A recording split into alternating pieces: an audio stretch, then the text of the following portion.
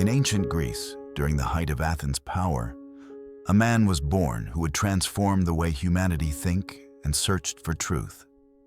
His name was Socrates. He was born around 470 BC. His father, Socrates, was a stonemason and sculptor. His mother, Phainarete, was a midwife. Though his family was not wealthy, they were respected craftsmen. From his parents, Socrates inherited the ability to shape things, one with his hands, the other with care. And through them, he would one day learn to shape the human mind. As a child, Socrates grew up in a city bursting with energy and ideas. Athens had become the intellectual center of Greece. Artists, poets, and philosophers gathered in its public squares, debating politics, morality, and the nature of the gods.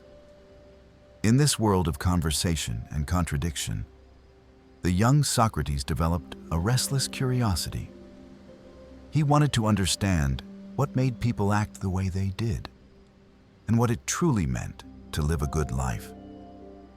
He studied the traditional subjects of his time: music, gymnastics, and literature.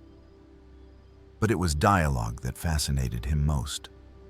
He loved speaking with others, not to show knowledge, but to uncover it. As a young man, Socrates worked for a time in his father's trade, helping to carve statues from marble. Yet, he was more interested in shaping thoughts than stone. When Athens went to war, he joined the army as a hoplite. He fought bravely in the battles of Potidaea, Delium, and Amphipolis. He endured hunger, exhaustion, and cold, and was remembered by his comrades for his courage and calmness under pressure. Even in battle, he displayed a quiet strength and self-control that would later define his philosophy. When the wars ended, Socrates turned away from physical labor and dedicated himself completely to philosophy. He never wrote books, opened a school, or charged money for his lessons. Instead, he spent his days walking through the streets and markets of Athens, speaking with anyone willing to listen. He believed that true wisdom was not something taught by lecture, but something born through questioning.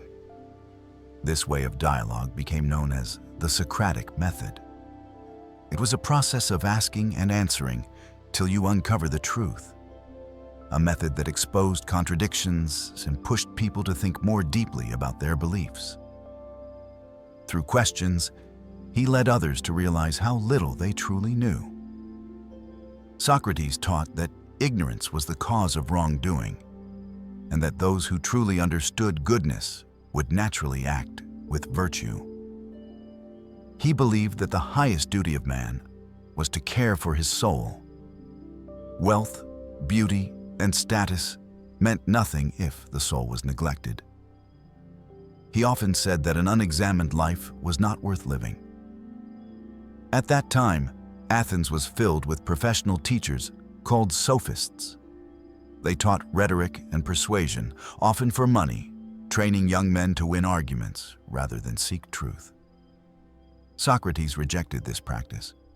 He refused payment and criticized those who claimed to know everything. His goal was not victory in debate, but honesty in thought. Because of this, he gained both admiration and hostility. Many young men followed him, including Plato, Xenophon, and Alcibiades.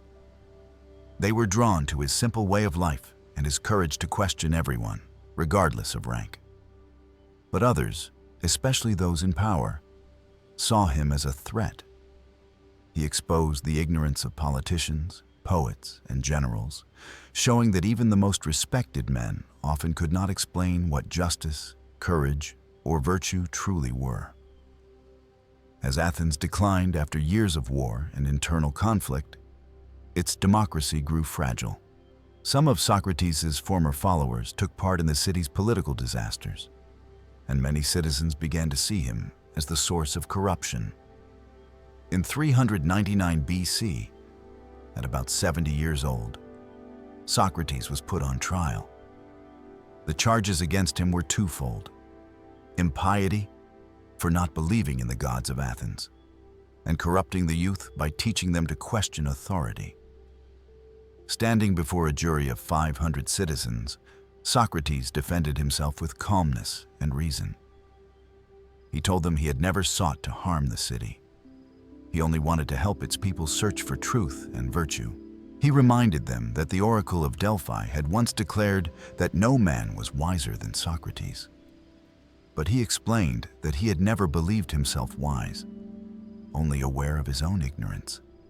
This, he said, was the beginning of wisdom. Instead of asking for pity, Socrates told the court that his questioning was a service to Athens. He compared himself to a gadfly, a small insect that keeps a great horse awake. Athens, he said, was that horse, and his questioning was the sting that kept it alert. But the jury did not accept his defense. They found him guilty and sentenced him to death by drinking poison made from the plant hemlock. His friends begged him to escape. They arranged a plan to help him flee and live in exile.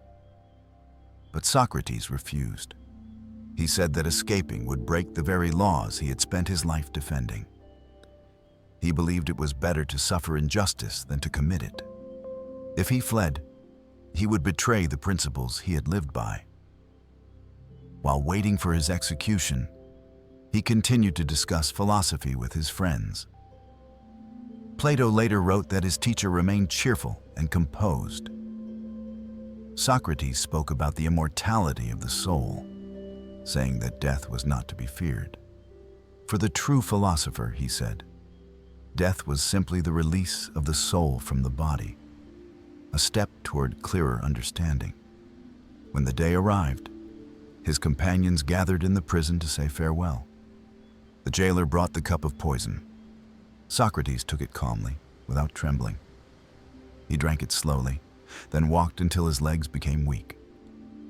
As he lay down, he spoke his final words to his friend Crito.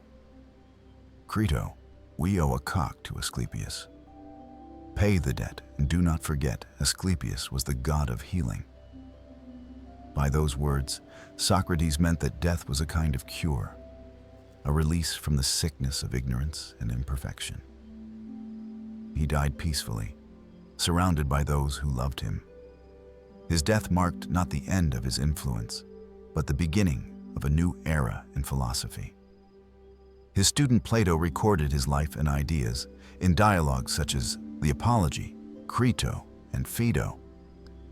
Through Plato's writings and through Aristotle who followed, Socrates' spirit shaped the foundation of Western thought. He left behind no books, no riches, and no monuments. Only his questions and the method to ask them. To this day, those questions remain alive. What is justice? What is virtue? And what does it mean to live a good life? Socrates never claimed to have the answers. He gave the world something greater, the courage to keep searching for them. If you like this video, please hit the like button and subscribe to the channel. This is Mindset University. See you in the next one.